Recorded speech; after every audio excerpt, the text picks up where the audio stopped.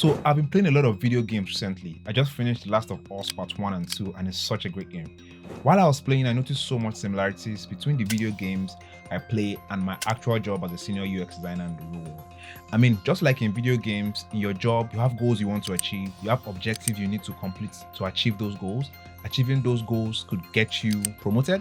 The point you earn is your salary, and you have side quests to complete while focusing on your objectives. While doing all of this, you also have to make sure your character doesn't die, or else you lose some progress. In the real world, you want to do all of this without getting burnt out every time. I hope you can see the same patterns I'm seeing here. Your UX design career is actually a video game, and this video is going to help you get to the next level faster. Throughout the course of my career as a UX designer, I've been a UX designer for about 8 years now. There are 3 core skills that I've developed at different levels that have helped me to continue to progress in this game. I don't think I've won the game just yet. In fact, my plan is not to win, but I want to continuously make progress. I want to continuously earn points so I can keep being interested in playing the game.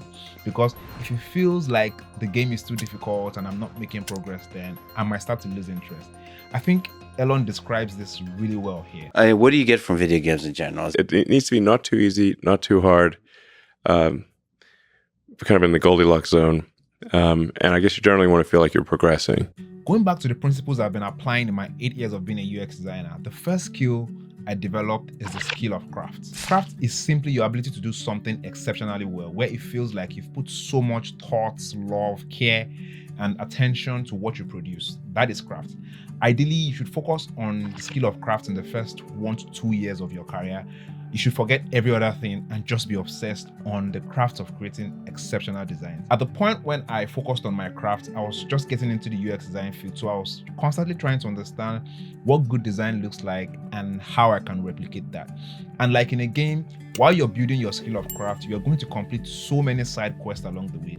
These side quests are going to help you pick up superpowers that you need later on in the game. So your superpowers could be visual design, prototyping, user research, motion design, coding, usability testing, copywriting, or anything related to user experience design or user interface design. The most important thing is to pick up as many superpowers as you can while focusing on building your skill of craft, so you can find a combination of superpowers that can help you get to the next level. But how do you find these superpowers? The best way to do this is to make sure that you actually try to explore all the side quests to gain these superpowers, so you can identify which ones you enjoy the most. Like in video games, what's stopping so many people from understanding their superpowers early is that they're stuck on tutorial mode. And tutorial mode is basically when you're trying to understand how each button works, how to attack, how to defend, and how to figure out what happens in the game. Now, if you keep playing the game in tutorial mode, you never get the experience to crush that level. For me, my superpower is visual design and prototyping, and this is influenced by my architecture and graphic design background. I also like the discovery stage of the design process depending on the kind of projects that I'm working on. So I really enjoy trying to understand what the problem is, asking questions, trying to get into the problem and disambiguating it, and then trying to find out how to solve the problem with a well-designed prototype. But I wouldn't have understood all of this if I kept watching YouTube tutorials and never actually tried to explore. You need to be able to find your own superpowers too. And this is what you're doing in your craft era. When you're focusing on the skill of craft, you're simply trying to identify the combination of superpowers that can make you a badass generalist. Something that can make you good at a lot of things and great at a few of them, but you're not specializing in anything just yet. Now, when you've been able to master the skill of craft and you've identified the combination of superpowers, it's easier for you to get to the next level, which is where you move from maybe a junior designer to a midweight designer, or even maybe an early senior designer. And like in every video game, the same skills that you used to beat the boss in level 1 will not be sufficient in level 2 when you get to the next level. You need to add another skill to your craft skill. You have your craft skill on lock already. You've been doing this for 2 years and has already become second nature to you. So what you need to do next is to focus on skill number 2, which is the skill of storytelling. Ideally, you should start focusing on the skill of storytelling in about your second year. Mastering the skill of storytelling is important because you can use your skill of craft to make all your design look super nice, clean, visually aesthetic. In fact, it can be the best looking designs in the entire world. But if you can't develop a compelling story about how that design meets your users' needs or help your business make money, or does both, then you might be stuck at that level. What you need need now is to be able to understand how to use storytelling to sell your ideas, to sell the craft skills that you developed along the way. Now, how can you tell a good story to sell your craft? One, you need to understand what your user needs are. Secondly, you need to understand what the interests of your stakeholders are. Thirdly, you need to understand what the business goals of the company that you're working for are. And then you need to use stories to connect the user needs, stakeholder interest, and business goals. And this might sound really simple, but it's a bit more complicated than that. At every point in time when you want to sell your ideas, you need to understand who your audience is. If you're presenting to like designers, for example, you need to put the user needs forward. If you're presenting to business team, you need to put the business forward. And again, with storytelling, like in video games, you have other side quests as well. Your side quest could then be learning how to share your work for feedback, learning how to create good presentations so you can understand how to present your ideas in a deck without losing the audience, learning public speaking so you can be comfortable speaking to a large audience. Now, without mastering the skill of storytelling, it will be difficult to sell the craft skills that you've already mastered, and this will make it hard to influence your team. Now, this brings us to the third skill in the game. You should be about 3 to 4 years into your career at this point. You've mastered your craft and the art of storytelling. Now, for the rest of your career, the ultimate skill you need to master in this game is influence. You need to combine your craft and storytelling skills to influence the impact of your work.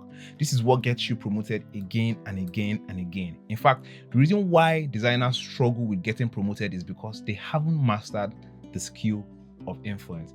I made this mistake early in my career as well. I spent the first 4 years of my career focusing on craft skills, but I was lucky it was at a time when craft was scarce. There were very few UX designers that had the same level of craft that I did because UX wasn't that popular at the time. So I was able to make some progress. Now the competition is too much, so you have to consistently use a combination of solid craft and good storytelling to show impact, and that's how you grow your sphere of influence. Again, like in a game, there are different milestones that you need to hit to grow your sphere of influence. First, you need to start influencing your immediate team. You can do this by using a combination of superpowers from your craft skills. For me, that would be running workshops with my team to uncover the problem, creating prototypes to solve the problems, and collaborating with engineers to ship the solution. When you do this repeatedly, you have a lot of influence as a designer in your team. Then you grow your sphere of influence beyond your team to the organization. This may take longer depending on how big your organization is. This is when the work you do has a direct impact on the goals of the company. For example, if a feature you've designed and shipped with your team helped the company reach their revenue goals for the year, then you have been able to achieve organizational level of influence. The third sphere of influence is when you've been able to grow your influence beyond your team and organization to a larger community outside the organization.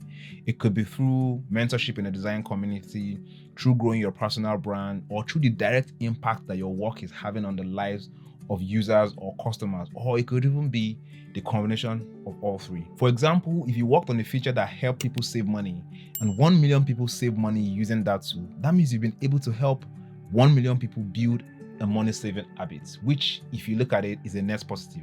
So it makes sense because now you've had an influence in their lives and they don't even know it. So that means your influence has gone beyond your team, beyond your organization, and has gone to the community. And really, that is what meaning means to me personally, because when you're able to achieve these three spheres of influence, it's going to be easier for you to command a higher salary as a designer. It's going to be easier for you to choose the kind of job that you want to do, or the kind of industry that you want to work for, or even become an entrepreneur or founder, because you've gone through the different levels of this game and stacked up different skills along the way. Now, this is the most important part. If you agree with me that your career is a game, you would see that sometimes you might feel like things get difficult at each level. It's never really that easy to go through each level of the game, except you play the game on easy mode.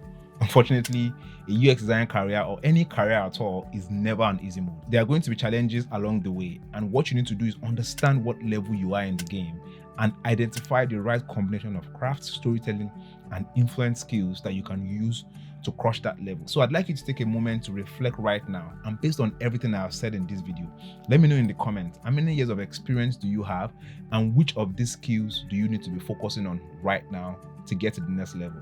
Is it crafts, is it storytelling, or is it influence? Let's have a conversation in the comments, and I'll meet you there.